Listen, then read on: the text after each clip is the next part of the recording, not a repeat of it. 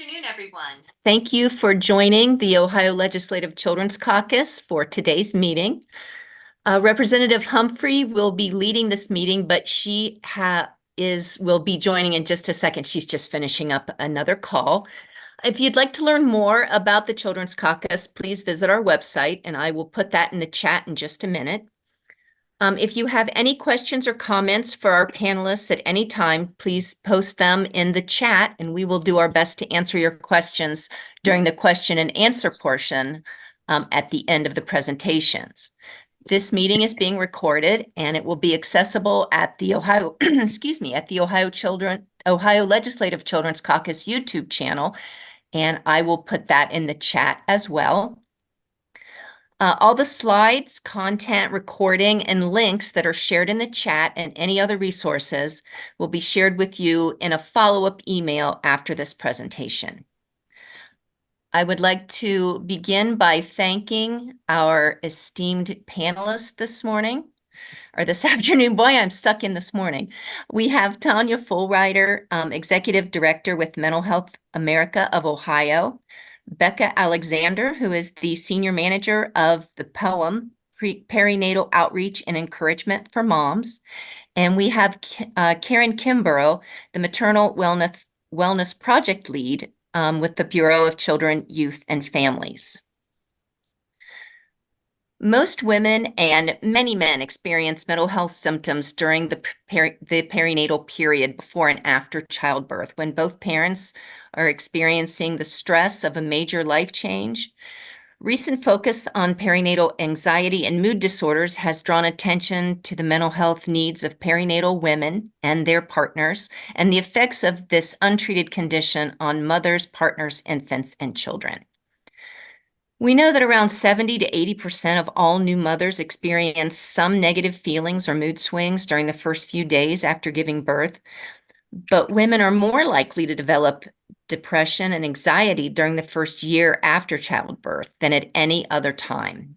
Perinatal mood and anxiety disorders greatly compromise parenting, which reinforces the underlying mental health condition and adversely affects the child's physical and emotional development.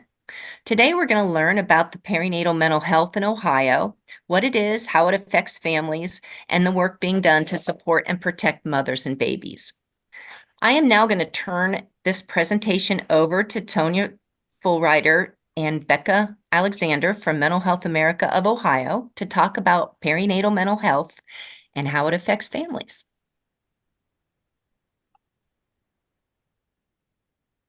Wonderful. Thank you, Kelly. And good afternoon.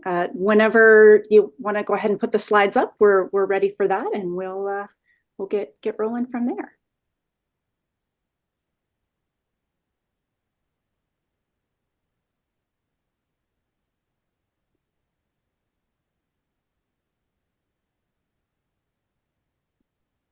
And I think our first slide is maybe the couple down. There we go. Perfect. Thank you so much. And I'll just say next slide, or Becca and I will. I'm going to start us off. Again, good afternoon. Thank you to the Children's Caucus for welcoming Becca and I to share some information about perinatal mental health, how it's relevant to the Children's Caucus, why it's important, and some work that we're doing here in Ohio to improve maternal infant health outcomes. I'm Tonya Fulwider. I'm the Executive Director of Mental Health America of Ohio. Becca Alexander is our Operations Director at Mental Health America of Ohio, MHA Ohio, and you'll hear from her in a moment with some foundational information about perinatal mental health. Our team at MHA Ohio engage in the perinatal mental health space in a couple of ways. First is our Ohio Perinatal Mental Health Task Force, which our POEM, or Perinatal Outreach and Encouragement for Moms program at MHA Ohio manages. And you'll learn more about that statewide work here in just a few minutes. The second way our team engages is our POEM peer care services. And those peer services serve as the leading source for perinatal mental health access to care and support. POEM's peer care was created by two other mothers and myself. All of us experienced perinatal depression and anxiety ourselves. we couldn't find the help that we needed.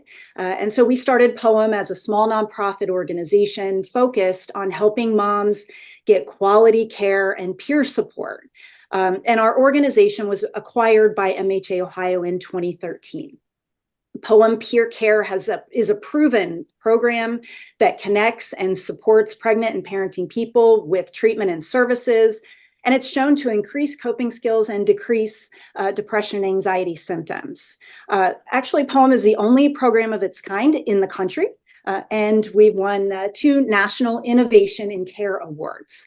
The peer care team provides support to thousands of mothers and birthing folks who may be referred. We work directly with lots of care providers across the spectrum, referred by OBGYNs, pediatricians, hospital systems, public health departments, home visiting, community health workers, doulas, and others.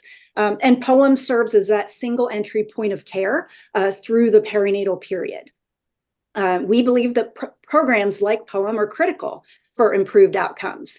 And that peer care program is not quite statewide yet, so we hope to continue to expand this program. And we'll share more about our statewide work through the task force in a few minutes, but I'll go ahead and transition to the next slide and to Becca to walk through some key basic perinatal mental health information. Becca? Thank you, Tonya. Good afternoon. It's great to be here today. I'd like to share a little bit with you about some foundational things that maybe might look a little different than what you may expect in this space. When we have a lot of conversations about the stage of life, we often use the terms prenatal and postpartum. And when we use the word perinatal, we're talking about the period of time starting at conception all the way through the first year postpartum. It's a more inclusive term, and we recognize that it actually more effectively spans all of the different situations that folks can find themselves in through this stage of life. Perinatal mental health conditions are significant complications of pregnancy and postpartum period. And these conditions include depression, anxiety disorders, bipolar disorder, and postpartum psychosis. These conditions also appear and are sometimes even more likely to appear for those who have experienced a pregnancy or infant loss. So the question is, are they common? And how common are they? Yes, they're incredibly common. And when we discussed at the start, what was shared was that 70 to 80% of individuals will experience a mood disturbance or a mood challenge after having a baby or through pregnancy. And we recognize that as a normal experience in the baby blues. But when we talk about perinatal mental health conditions in general that are not the baby blues, that are generally more clinically significant, we're talking about 1 in 5.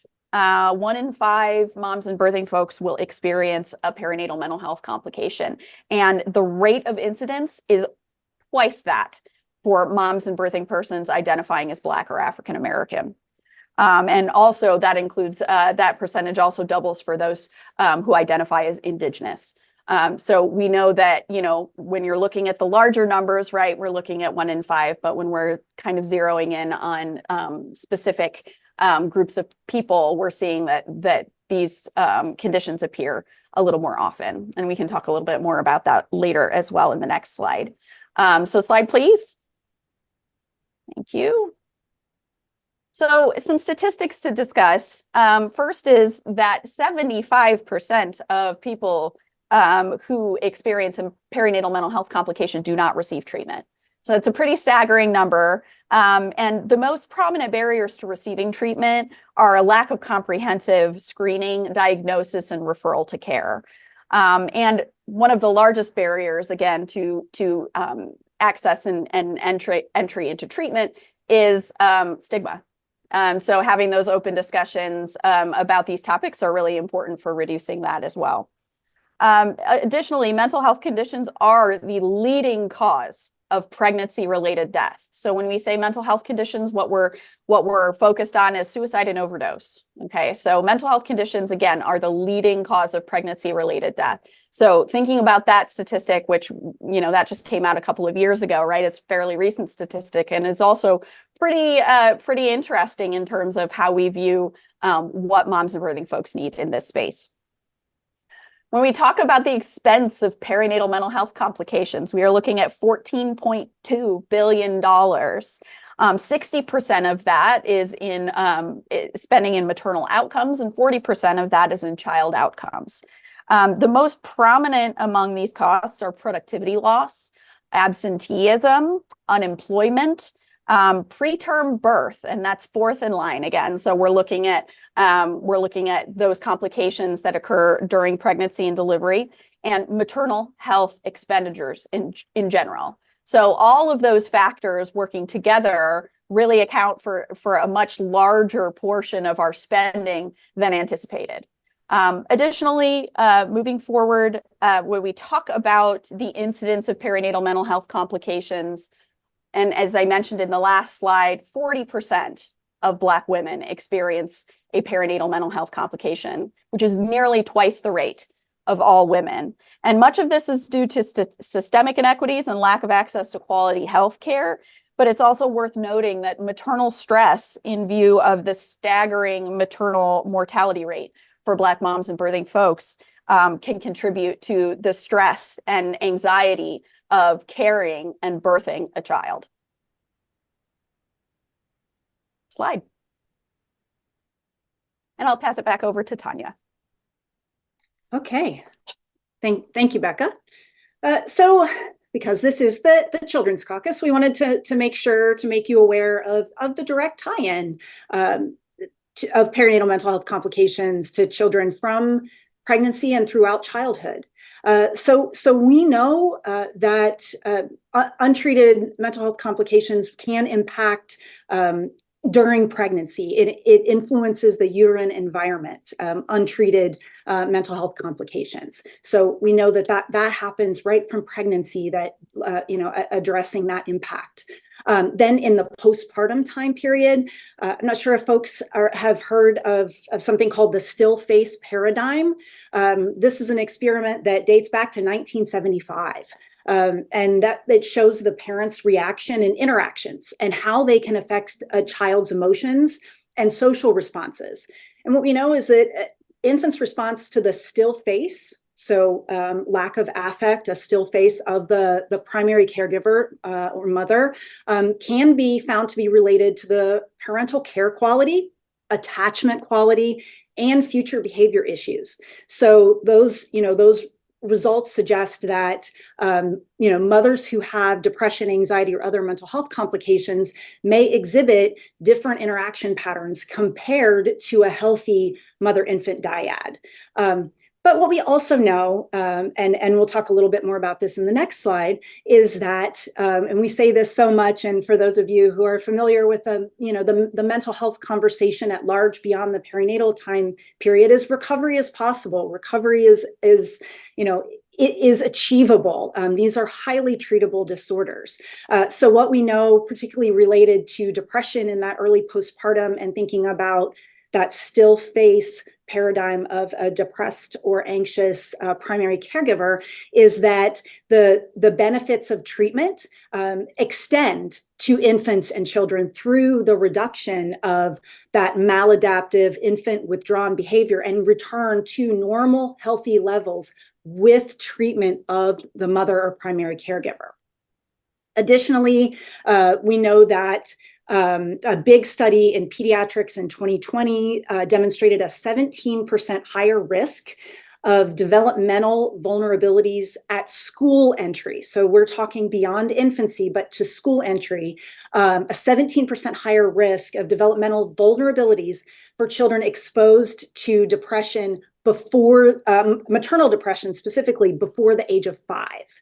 And then lastly, another statistic, if you're familiar at all with the Moving Beyond Depression program, which is out of Cincinnati, Dr. Robert Ammerman and his team, there was a large publication in the Journal of American Medical Association, the Pediatrics Journal in 2023, that showed recommendations for screening, referral, and treatment for depression, specifically in new caregivers, to address negative trajectories in child behavior. And this study was done over 15,000 children in Ohio pediatric clinics. So those findings emphasize really the essential role of comprehensive perinatal mental health programming, specifically for child outcomes. Okay, next slide. So digging in a little more to the importance of treating perinatal mental health conditions and how that impacts our babies, children and beyond. Again, talking about the uterine environment, we know that mental health status has an influence on the uterine environment. We know secure attachment is a key part of emotional well-being throughout early childhood. So when we were talking about that still face paradigm, and then that ability to engage once we have a mentally healthy primary caregiver or mother, we know that influences secure attachment. We know that folks who engage in mental health treatment are more likely to engage in cognitively stimulating activities such as interactive play, which then supports cognitive development and school readiness. When children have the opportunity to observe and interact with an emotionally regulated mother or primary caregiver, they're more likely to learn and adopt healthy emotional coping strategies as well. Around verbal interactions, we know that if we have a positive mental health status, that there are more positive verbal interactions that then influence the infant's language development, which are foundational for reading, playing, and engaging in enriching experiences. Recovery, as we said earlier, recovery is absolutely possible. These conditions are very treatable, and we know that recovery from perinatal mental health conditions is shown to prevent the development of mental health issues in children. So ultimately, addressing perinatal mental health is crucial for creating a supportive environment, positively influencing a child's emotional well-being, cognitive development, social skills, eventually contributing to better outcomes through infancy, early childhood, the elementary years, and beyond. So transitioning to what can we do and what are we doing in Ohio? So I'm excited to share, as mentioned earlier, the work of the Ohio Perinatal Mental Health Task Force was launched in early 2023. And a special shout out to Senator Kunze and Representative Humphrey, who I think are here for their leadership and membership and engagement in launching the task force in early 2023. The task force is a statewide coalition of individuals and organizations numbering around 400 or so of us across the state now, dedicated to advancing perinatal mental health access to care and treatment. And we seek to position Ohio as a national leader in perinatal mental health education and care. So we've created the perinatal mental health policy agenda, crafted by our task force members within one of our 5 strategic areas, which is policy and regulation. And it carefully aligns with the objectives of our other 4 strategic areas: public awareness, screening and identification, research and data, and treatment and support. And it's a cohesive and an integrative approach to address perinatal mental health challenges in Ohio. It encompasses strategies around collaboration, stigma reduction, improvement screening practices, data utilization, quality of care, workforce development, and legislative measures. And so speaking of legislative measures, I'm pleased to share that one of the goals of the policy agenda was to lift up a legislative resolution noting the importance of perinatal mental health. And Representatives Samani and Ray have co-sponsored HCR 16, which has a hearing tomorrow in the House Behavioral Health Committee. So I hope that that continues to have great support throughout the House and then in its move into the Senate. And hopefully we can get that across the finish line in this year's General Assembly. So I will turn it over to Becca to share a few other additional areas of work that the task force is carrying out this year. Thanks, Tonya. So you might wonder, what kind of work are we doing here at the Ohio Perinatal Mental Health Task Force? What are we focused on? What do our projects look like? Currently, We have a couple projects active within our strategic areas, one of which is in our screening and identification team. And that project is a screening protocol specifically for Black moms and birthing persons in our attempt to improve the screening outcomes for this particular population. So that project it has been a research-informed project that we have worked with some consulting in order to make sure that it is comprehensive. We've also worked with professionals in the field, and importantly, also from the space of focus groups with individuals with lived experience of these moments of screening within their healthcare continuum. And so we've pulled all of this information together in order to release a suggested protocol for screening Black moms and birthing persons. In conjunction with that effort, we are also in the public awareness strategic area action team focused on a public awareness campaign as well for Black moms and birthing persons that focuses on self-advocacy, compassionate care, and then also working with healthcare providers to provide a more holistic and compassionate environment for screening in order to for screening as well as care in order to make sure that everybody has access to the kind of care and screening that they need. Additionally, we're aware of the need for data across the state in terms of what are we measuring, what do we still have yet to measure, and what can it tell us about the state of perinatal mental health in Ohio. So we are conducting a statewide environmental data scan in conjunction with our research and data strategic area action team and consultant Mighty Crow, who will help us through that process to determine what do we have, what do we need, and how can we make this information useful to drive systems change and progress. I'll hand it back to you, Tonya, to wrap up.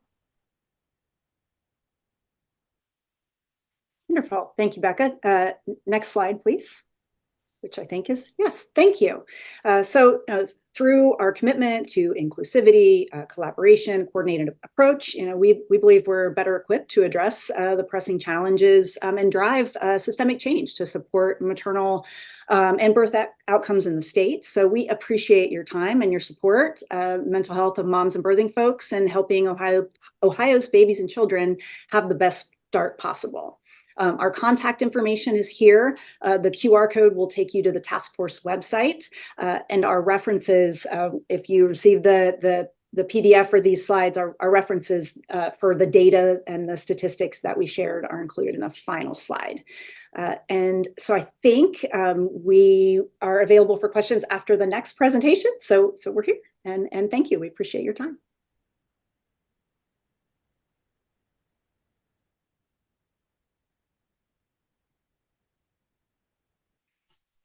Good afternoon, everybody. I'm Karen Kimbrough. I'm from the Ohio Department of Mental Health and Addiction Services, and I am the Maternal Wellness Project Lead at the department. Kelly, waiting for the, okay.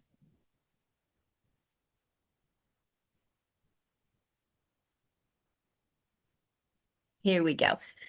Next up is going to be Karen Kimbrough. She is with the Department of Mental Health and Addiction Services. And Karen, I will turn it over to you. Thank you so much, Tonya and Becca. That was lovely. And anyone who has questions, don't forget you can put them in the chat. And excuse me, we will get to them. Okay. The presentations. We can go to the next slide, Kelly. The Ohio Department of Mental Health and Addiction Services has launched an initiative to support maternal wellness for at-risk mothers. The strategic priority is education, prevention, and intervention to increase the overall health of mothers and their babies while improving their quality of life. There's two content areas that falls up under maternal wellness at the department. And the first one is fetal alcohol spectrum disorders, also known as FASD. And the other strategic strategy is the maternal depression. The FASD initiatives at the department, under awareness and education projects, we have some projects going on in the UMADOPS, the Urban Minority Alcoholism and Drug Abuse Outreach Programs. They are filtering information about FASD into those urban communities. We working out of Allen, Cuyahoga, Franklin, Lorain, Mahoning, Montgomery, Richland, and Summit counties. Some of the reports that the FASD representative is reporting after they come out of their communities providing this information is that a lot of the information about FASD is not being filtered down in those communities. They are not aware of the harm they could cause to their unborn child by drinking during pregnancy. The second initiative under education and awareness is we have an annual event each year called the FASD Annual Forum. We're in our 8th year with the annual forum since we reconvened the Ohio FASD Steering Committee meetings. And that forum is held every September because September has been designated FASD Prevention and Awareness Month. So we're looking forward to this year's annual event. We have a project going on where provider agencies or groups of individuals can receive on-demand training about FASD. We have a marketing and distribution of resources. A FASD toolkit was developed last state fiscal year, and it's been distributed throughout the state. We're trying to get into restaurants and bars, anybody that sells alcohol, with information about the dangers of drinking alcohol while pregnant. And we can go to the next slide, if you don't mind.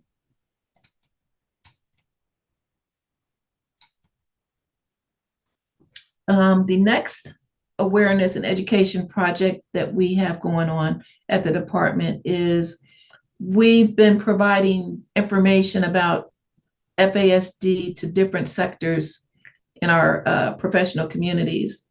And we've had trainings to first responders and law enforcement, teachers, educators, and counselors, and foster and adoptive families, and child medical and behavioral health communities. We've had the most attendance from foster and adoptive families and child medical and behavioral health communities. They've been real interested in, we have a lot of these kids in our foster care systems, and a lot of adoptive parents have later found out that their kid has FASD. And we have 2 diagnostic clinics in the state of Ohio, and there's a year waiting list for those clinics. There should be one opening in the Cleveland area in June of this year, but that's still hopefully will decrease that waiting list some. But it's taken a long time for these kiddos and adults to be diagnosed with the disorder. Let's go to the next slide. We have some intervention projects going on. Dr. Irma Chasnoff has a PAC program, and it's a neurocognitive habilitation program. It's one of the 4 evidence-based treatments for individuals of FASD. It's a 12-week curriculum. Each session is about 75 minutes. It involves the parent and the child from ages from up to age 11 years, old and 11 months. And it's a manualized treatment. We had a team that was trained in state fiscal year 22 and state fiscal 23. Those individuals we trained provider agencies, one in Bowling Green, Ohio, one in Toledo, one in Greene County, and was a fourth one. I can't think of where that one is, but we have 4 provider agencies that's been trained in this PAC program. And this state fiscal year, they're receiving training and consultation on how to set those groups up. Next slide, please. We have another intervention project going on this year with that new clinic that's going to be open to diagnose these kiddos for FASD. We're going to be piloting a screening tool to foster care agencies in the area. And let's go to the Wellness Project, NAMI of Franklin County. Can you go back go back to that slide, Kelly? NAMI of Franklin County. Yeah, that one, the one with NAMI, the Franklin County at the bottom. No, back.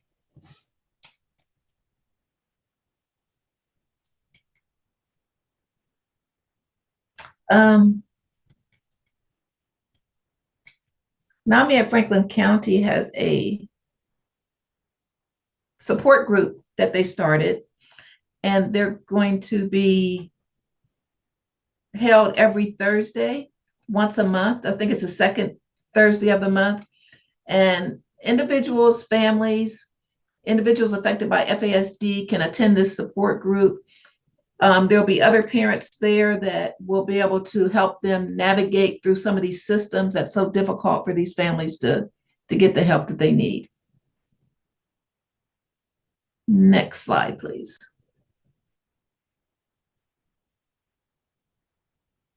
Thank you. Next, we're going to talk about the maternal depression projects. A lot of these projects, well, some of these projects, Tonya and Becca are partnering with us with, so they've described a lot of these. The first one we're going to talk about is an intervention project. And these are being held in the federally qualified health clinics. And they are screening they receive trainings, the screeners receive training that Mental Health America provided. And after they receive those trainings, they'll be better equipped to screen women for perinatal depression. So the screenings take place in the 10 federally qualified health clinics that Ohio Equity introduced as having the highest infant mortality rates. 100 providers will receive 3-hour training in perinatal mental health and screening protocol that considers the cultural contexts and lived experience of Black moms and birthing persons. The data points that will be collected with these screenings are number of moms that we screened, their race and ethnicity, the age, was a referral provided, and did the mom attend the first session? Did she get a warm handoff? Did she attend the first session? Next slide, please. We'll continue with the maternal depression projects. We have some awareness and education projects going on with those trainings that Tonya's talked about before in her presentation. And the Ohio Perinatal Mental Health Task Force, we partner with Mental Health of America to provide that. And they've talked about their strategic areas being data and research, public awareness, screening and identification, treatment and support, and policy and regulation. One of the reasons the department feels like this was such an important task is because we want to be able to work statewide. We want everyone to know what everyone is doing, so we're not repeating the same work. And this task force allows us to be able to do that. Next slide, please.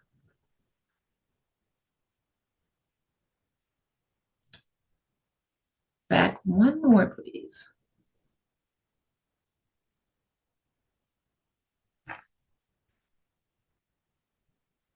Let's see.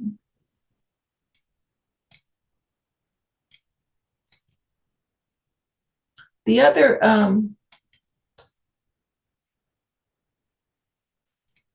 the last slide talks about the other maternal wellness projects we have going on at Maternal, at the department. And it's the perinatal mental health environmental scan that Tonya already talked about. But we're trying to identify and describe existing services, data sets that inform and provide insights into the status of perinatal mental health in Ohio. We're trying to see where we got barriers, where more services could be added, and that scan will help us to identify that. We have some wellness projects going on, and that's the POEM program that Tonya and Becca talked about. We have the Department of Children and Youth are funding these counties identified by OEI: Cuyahoga, Franklin, Lorain, Montgomery, and Summit counties. And Ohio MOS plans to expand this state fiscal year to Hamilton and Butler counties. And my contact information is on the last slide. And thank you for allowing me to share about what the department is doing in mental health for mothers.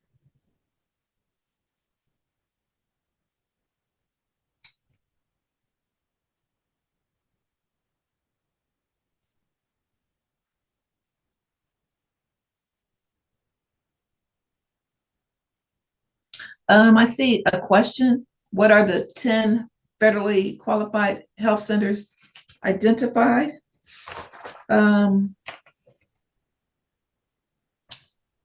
They are in those 10 counties. Let me put it in the chat for you before I leave. I have to. And the next question, how will they define success, the number of screened or the outcomes reported? They are going to report the number that has been screened this state fiscal year. We're trying to increase those numbers. And I'll type my answer into the 10 qualified health centers, federally funded. Okay, thank you all again to our presenters. And just to segue officially into the QA portion, can we have our lawmakers, legislative aides, and representatives from the governor's office please unmute to ask your questions, and all other participants put your questions in the chat.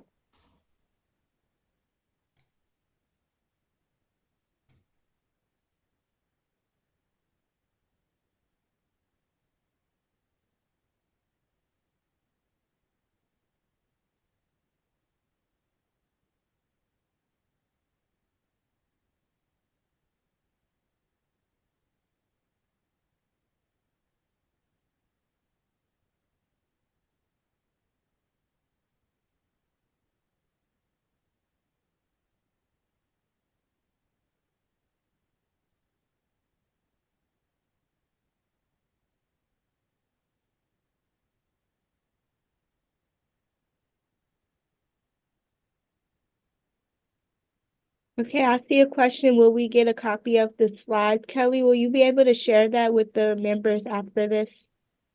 Yes, there will be a recap email that goes out, and that will include all of the resources that were shared and or mentioned during today's webinar, as well as a link of the recording of today's webinar. So once that recording is ready, that follow-up email will go out. Thank you. We have another question. Is there plans to have a centralized data on how many women are reached to reduce perinatal/postpartum depression?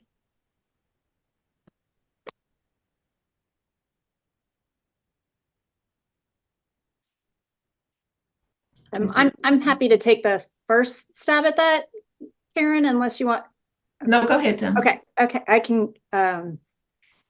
So I think as far as we're really just starting this environmental data scan to look at what data sets we have, and then look kind of nationally to see what other states are doing that we're missing, and then kind of develop opportunities to, what do we know, what don't we know, and then develop a plan from there.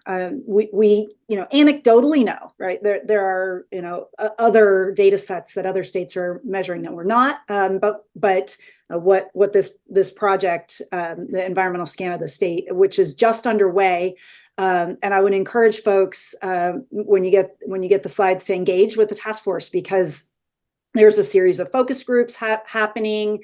We're really trying to connect with as many folks as possible around the state to find out, what do we have and what's missing. And I think that from there, and it's a year-long project. So once we get to there, we'll have kind of a plan for what do we know, what's missing, and then where do we go from there. That's kind of the best answer I have at this point to really say, because I think there's some holes there. So happy to kind of expand on that if there's a follow-up question there as best I can.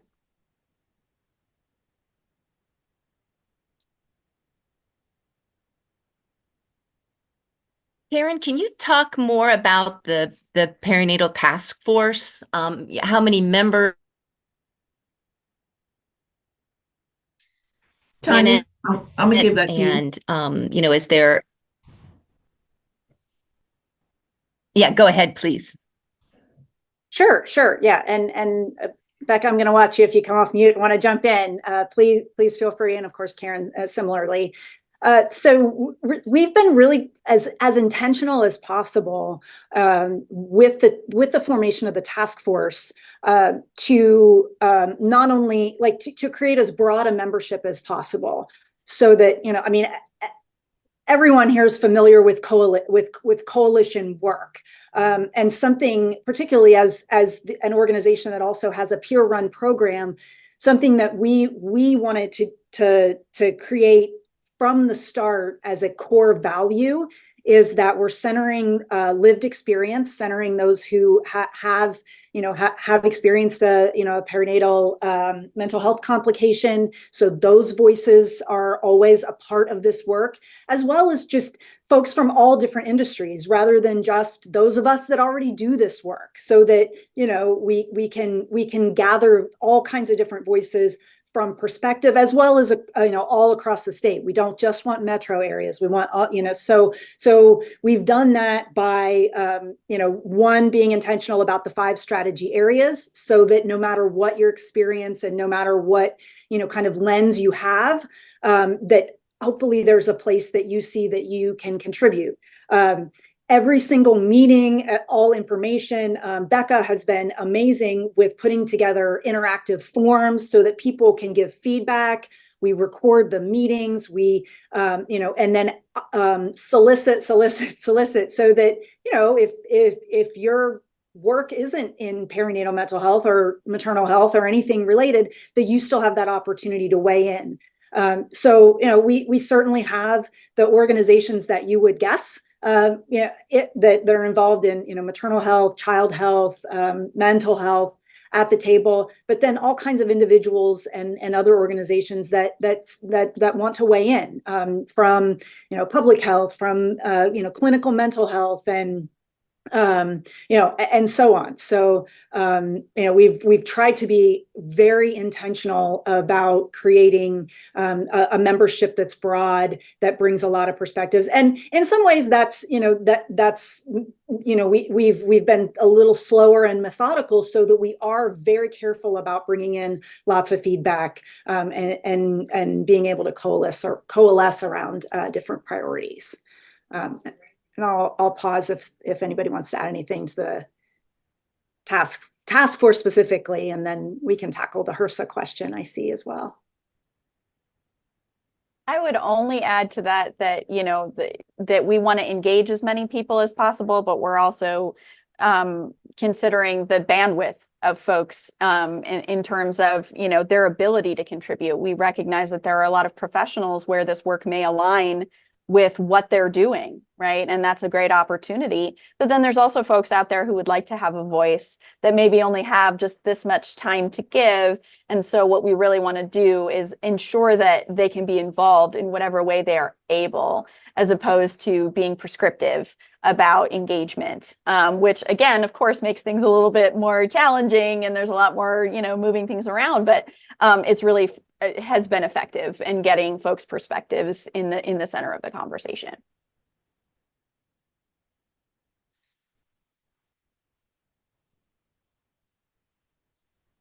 I put those 10 counties in the chat for you guys.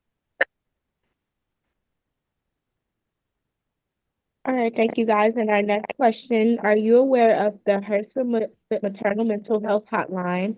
Also, the recent national strategy by the Biden-Harris administration task force on maternal mental health. There might be some connection with the Ohio Perinatal MH task force strategy, even as we look at data findings locally and nationally. So again, I can jump in, and I'll keep an eye out for Becca, Karen, if you have anything you want to add there. So yes, we are aware of the HRSA's MMH hotline. I will, and we do share it regularly, routinely.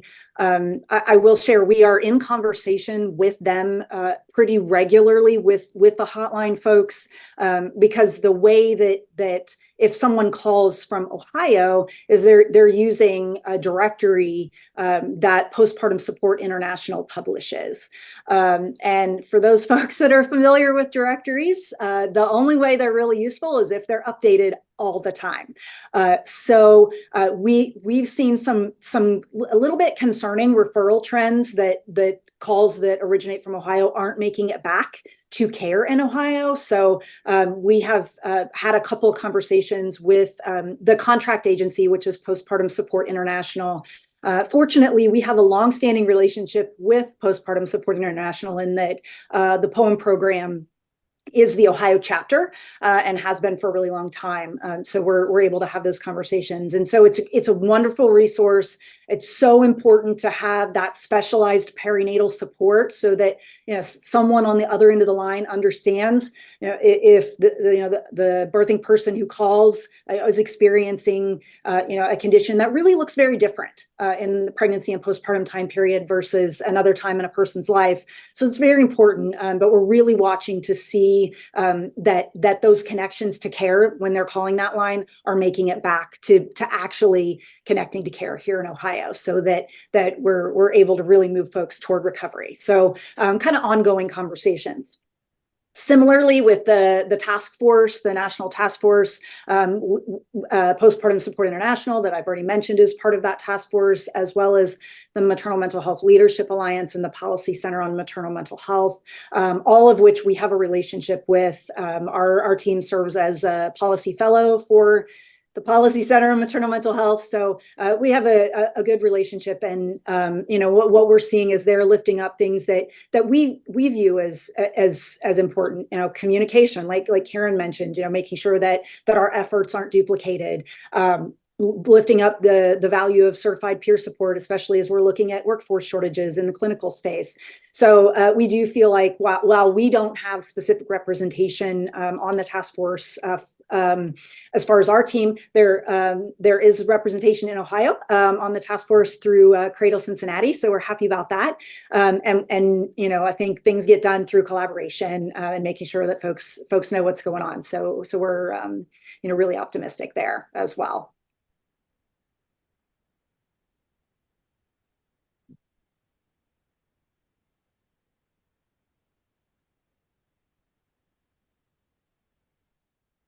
Are there any more questions?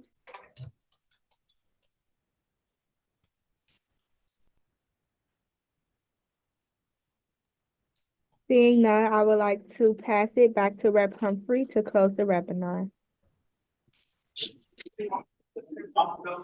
Thank you all again for joining the Children's Caucus webinar. And thank you to all of the panelists for sharing their expertise with us.